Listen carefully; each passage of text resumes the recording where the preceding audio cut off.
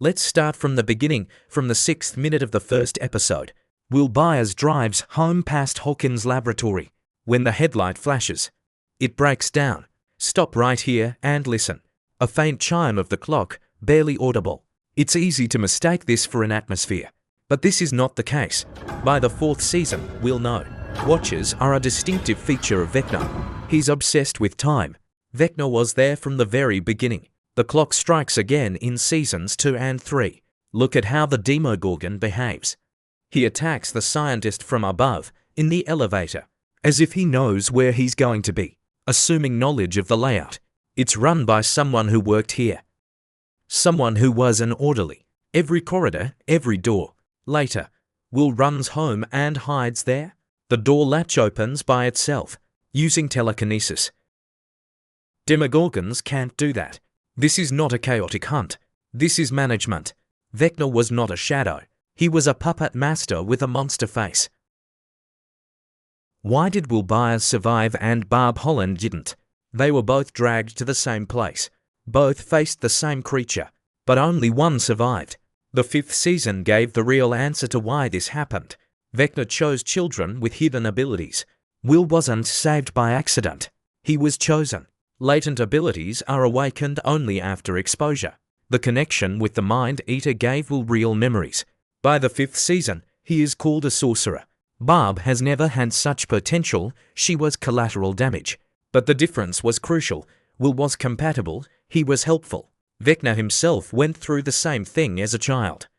He doesn't choose randomly, he activates potential through injury.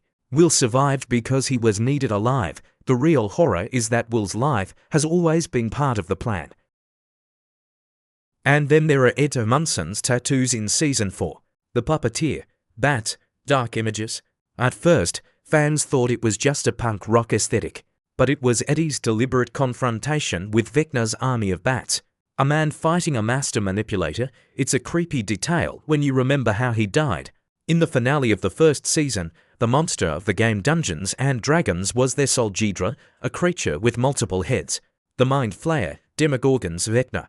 Every time the heroes think they've won, the threat comes back stronger. The game they played as children has always been their guiding light.